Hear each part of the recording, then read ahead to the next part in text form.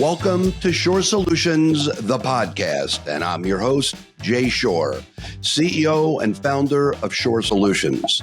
We are a team of national and award-winning practice management consultants with experience running a multi-million-dollar cosmetic dermatology and plastic surgery practice. We're here to share strategies and insights that will help you grow your practice efficiently and profitably. In each episode, we'll explore the steps and actionable insights to guide you through your journey to increase efficiency, boost revenue, and decrease costs. Tune in and discover how to improve your patient experience and take your aesthetic practice to the next level. Hello, and welcome back to another episode of Shorr Solutions, the podcast. My name is Paige Hamilton, and I'm the Marketing and Advertising Manager here at Shorr Solutions. And today I will be hosting this podcast episode, and I'm joined by two very special guests. I have Ana Suarez, who is a partner and the Director of Client Development. And I also have Cristian Devoz, who is also a partner and our Senior Client Success Manager. So today we're going to be talking about somewhat of a hot topic that's been discussed on our team a lot, and that is AI answering the phone, as well as just phone etiquette in general. So let's get started. And the first question I have for Cristian and Ana is going to be, how often do you think the practices lose patients, not because of price or competition, but because the phone was never answered, or worse, if it was answered incorrectly? Well, that's a great question, Paige, and thank you so much for having me here today with both of you. I'm really excited. Your question is right on. We do lose a lot of our practices. They do lose a lot of business just because phone calls, they don't get answered right away, or maybe the director of first impressions, they forget to follow up. So this is actually a problem, especially for like super busy practices. And with AI now in our lives, then it's an opportunity. So we could utilize it to maybe the overflow calls, or maybe after hours calls that we receive, just using AI to help us out with those specific calls. Yeah, I totally agree with Ana. I love that because many people ask us, hey, should I implement AI in my practice? And I ask them, do you have enough staff answering the phone? And they say, well, I have, Lindsay, the one person in my practice answering the phone. And she also handles our marketing, and she also handles the front desk and all these different things. And then I asked them, well, how important is it for you to have a great patient experience? Because you're either going to have patients waiting on hold so that Lindsay can do these multiple things, or she's not going to be able to greet the patient when they walk in by the door. So you should really have a staff member who is just doing phone calls and handling that aspect of the practice, making sure that you're getting new patients. And then when you're not in your open hours, then you definitely want to have some sort of way of responding to patients. In the past, we have recommended having text messages, but now with AI, you can actually have an AI person, meaning it's AI, but it sounds like a real person.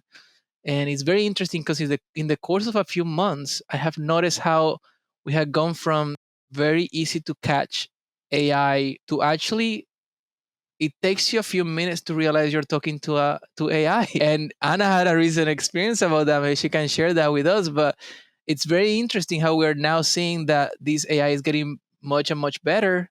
And you can actually have it answering the phone calls when you're not in the practice, and actually scheduling patients for appointments and doing all these different things. And it's quite amazing. But Ana, can you walk us through what you told us the other day about your experience with AI? Because I remember that was a very interesting story. Yes, for sure. It was interesting, to say the least. But I know that we usually talk with our clients about how we could start implementing AI within the practices, how it could help them. And something that we always mention is like making sure that we're training AI properly so that it doesn't sound as AI and it sounds as human as possible. And like you said, Cristian, we've seen the transition and the progress with that.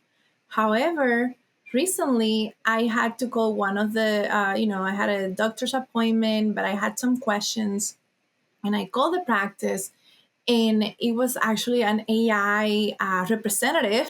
And at first I didn't pick up on that because the person had a very human natural type of voice. And I'm like, wow, this is amazing. But there were a couple of things that made me wonder. And, part of that, it was like about a process that I had to go through, something that I had to fill out. And then I asked a question. And then, the way that the agent spoke back to me, I'm like, what? Wait a minute, this is a little bit robotic. It's not That as sounds too good to be true. yes, exactly. So, but with that said, the automation, the agent was able to get through the entire call and actually get me what I was requesting so that I could complete that process and then go to the doctor and have my appointment. And I was very surprised. I was very surprised, but I can see how this is progressing so quickly and how it's going to be a huge change, within our industry and the practices. Yeah, that's an interesting story, Anna. So you had a good experience with AI, but I know sometimes it can be frustrating and maybe people are hesitant about wanting AI to be on the phone because maybe they don't think that it'll be able to answer the questions naturally, or maybe they think that it's going to be the robotic or it's going to cut people off in the middle of what they're saying. So maybe it's not ready to take over our jobs just yet. But I think as AI keeps developing, there's definitely programs that are already ready, especially if it's already in place in some practices. The more you train the AI, the better it's going to get. And the longer that it's around, it's going to just keep developing. So even though there might be some hesitations with AI, it definitely is going in the direction of being a good option, especially as Cristian was saying earlier, if you have someone who needs a little bit of extra help at the front desk, maybe they're managing too many things, or even in a busy practice. Do you want to expand on that, Cristian? Is how could it help a busy practice rather than just maybe one person whose role is too tight? Right. That's a great question. And going back to that, then yes, I mean, you're getting all these phone calls. Instead of putting someone on hold, you could have AI start that conversation. And if at some point they request to talk to a human, then of course you can, have AI tell the patient that it will put them on hold while the next human available will handle the call or whatever, right? So that could be a way to kind of help you manage the volume of calls when you have very few staff on the phone. The answer to that is always going to be make sure that you're properly staffed for your volume, for the actual level at which your practice is at. Because if you are a multi-million dollar practice, you should have more than one phone person, definitely. And we actually call them directors of first impressions because they really are the face and the voice of your practice when the patient first calls your practice to when the patient first walks into your practice. So you have to have enough people to handle the volume of calls that you're getting. And there is a term in the call center world called service level staffing, which in other words basically means having enough agents or enough people on the line available to answer the calls that are coming in, the call volume that is coming in. So you have to have the right level of staffing. So once again, if you're a big practice, you want to have definitely 2 or more people. If you're a small practice, having one person is good to start with, and you can have AI as a complement to that so that, well, the person is talking to a patient, you can have AI talking to another patient. Or when you're out of the office, then the AI can handle those calls. And then, of course, there is also something called occupancy rate. And that is also making sure that you don't have a lot of phone people that are only handling phone calls, but they are not very occupied. So now you're on the other side of the spectrum. So you got to find that right balance for you. Then, of course, you want to make sure you're prepared to handle that. And you're training your staff accordingly so that they can handle those calls. And that's funny because we always end up talking about training for some reason in these calls. But it's so important that you train and cross-train your staff so that anybody in your practice knows how you should be answering the phone call. Because if the director of first impression is not available for whatever reason, maybe a nurse can answer the phone. And they should be able to have the same level of customer service, and they should be able to know the scripts, and they should have the knowledge to be able to answer the patient's questions and get them scheduled on the book. So that's what I would say about that, Paige. Yeah, I would say the phone etiquette, patient communication, front desk training is one of the most common areas that we work with the practices for coaching and making sure that their staff is enhancing the patient experience. So we've seen over the years that it's rarely one mistake that causes patients to or practices to lose patients. What is that mistake, Paige? So it's small overlooked habits of like answering the phone incorrectly, or maybe they're not credentialing people, the tone of voice. Jay always says that you should be smiling when you answer the phone. People can tell when you're smiling versus not smiling. You don't want to hesitate in answering questions. You also don't want to miss if they're asking for something, try and upsell them. So there's a bunch of different things that you can do that if you don't have this training or you haven't created those habits, then you can answer the phone incorrectly and maybe lose that patient to another practice who did those things. So we have one-on-one coaching that we do all the time with practices where we can listen to phone calls, and you have to have a phone system that allows you to do that, but we can listen to the calls, basically audit your employees to make sure that they're doing what they're supposed to be doing, see where they might need training, see what they can enhance further. And whether it's a new hire that would need this training or even a seasoned team member, anyone can benefit from refresh and coaching that's tailored to the specific challenges of your practice. So if you want to learn more with that, you can visit our website and schedule a consult with our team, because at the end of the day, it's not just about answering the phone, it's about getting patients in and procedures booked. So you want to make sure that you're doing that all the way from the first time they come into practice all the way until the end. So Cristian, can you and Anna, can you both talk about what should they be saying when they answer the phone? What is the good etiquette that they should have to sound very knowledgeable and approachable in a practice? Well, there's many things that we take into account when answering patient calls. Something that is huge, many times that we call practices and they don't even say good morning. They don't even introduce themselves. So we always recommend saying, for example, good morning. This is Shorr Solutions surgery practice. My name is Anna and I can help you. And so we listen to what it is that they're requesting, the concerns that they have. We make sure that we get their name, like whoever we're speaking with, just making sure that is it Cristian, is it Paige? How do we spell the name? Because sometimes we think that it's spelled in a specific way, and then it's another way of spelling it. And then we make sure that we're listening to their concerns, we're smiling throughout the call, and just addressing the issue that they may have or the need that they have, right? Just making sure that you always remember that we're speaking to another human being, and you listening to their needs and being polite and having pleasantries with them, it just makes a difference, because we never know what the person is going through, and they're calling the practice because they need help with something related to their health or how they feel or their confidence, whatever it may be. So we want to make sure that we're providing the best possible service. Yeah, that's a really good answer. Cristian, do you have anything else you'd like to add to that? No, I agree with everything that Anna said. This is something that we always go through with our clients, right? We give them these trainings. And the easiest way that I have found that people remember the different stages in a call is you first gather, then you give, and then you get. What do you gather? The patient's information. You want to gather their name, their phone number, and their email address so that you can target them for email marketing. And then, of course, you want to gather what is it that they are inquiring about. So once they tell you what it is, then you can give them information, right? You can answer their questions. You can give them details about what it is that they're asking about.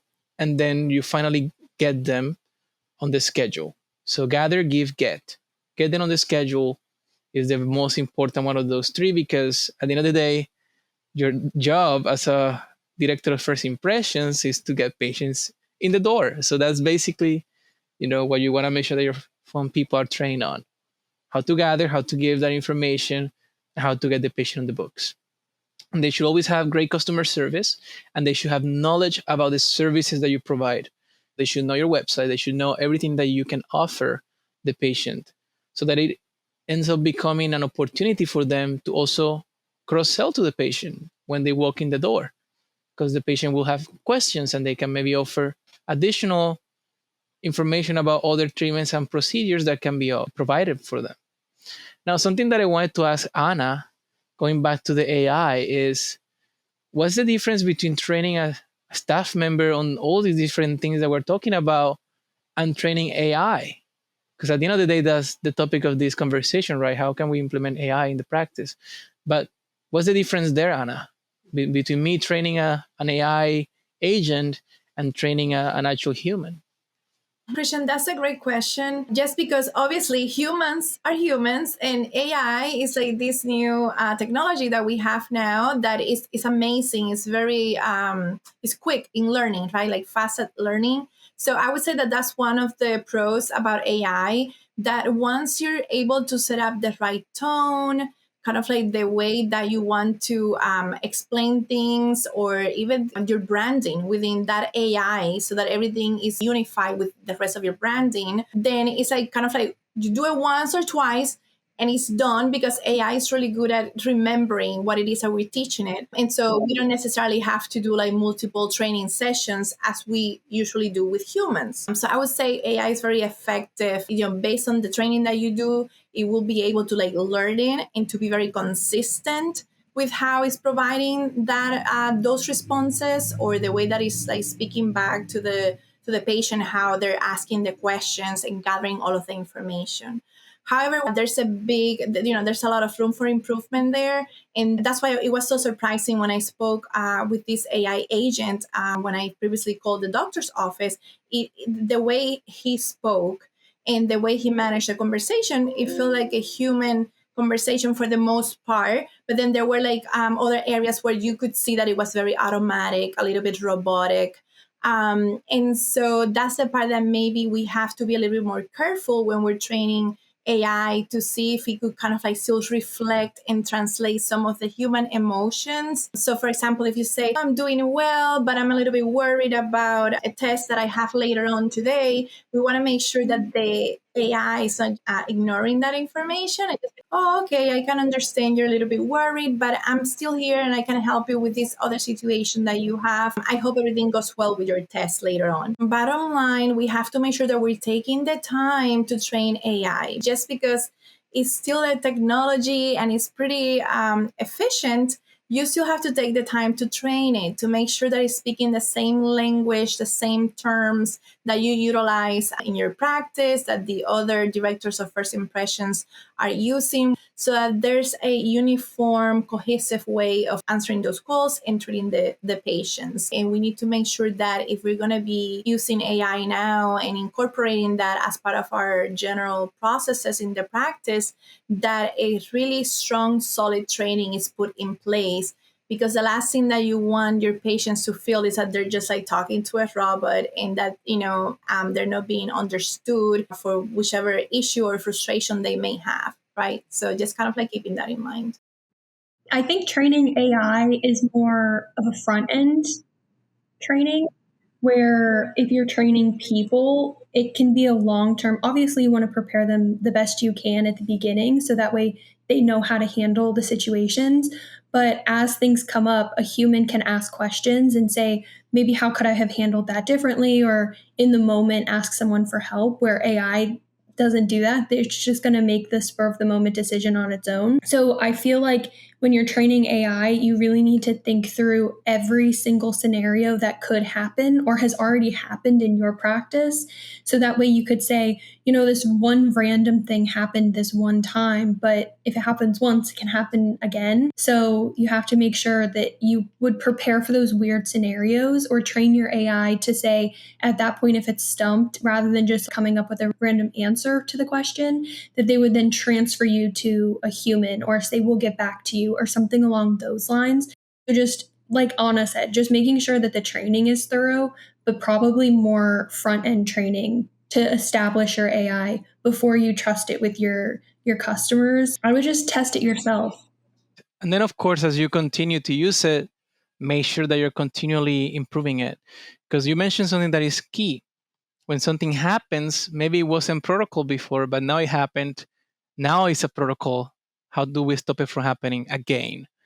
And I was actually listening to another podcast the other day, and it was talking about planes and how in aviation, all the manuals and the protocols all came to be because of crashes, right? Things going wrong.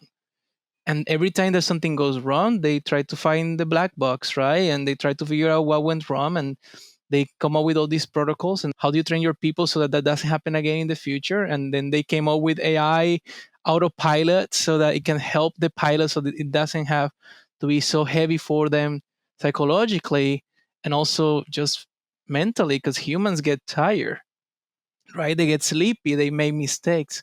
So you have to have a combination of both to be able to get that plane to take off and to land safely. And you have all these protocols to avoid bad things from happening. Your practice is no different. You got to have protocols and processes in place so that you can ensure that you're taking your patients to where you want them to be, and they're getting the results that they want. And you're mitigating any potential risks, any potential unhappy patients by making sure that you have things like checklists and ensuring that when you're in the OR, everything gets done the right way and don't overdose your patients. You get the idea. You basically got to have protocols for everything in your practice, and your director of first impressions is no different from that. You got to have a protocol for them too of what to answer, what not to answer. If they don't know how to answer something, what's the protocol then? Because they got to know how to proceed with that call. So even with AI, you also have to train it and you have to retrain it and keep training it until it gets so refined that before you know it, now we're not going to say you need to stop sounding robotic.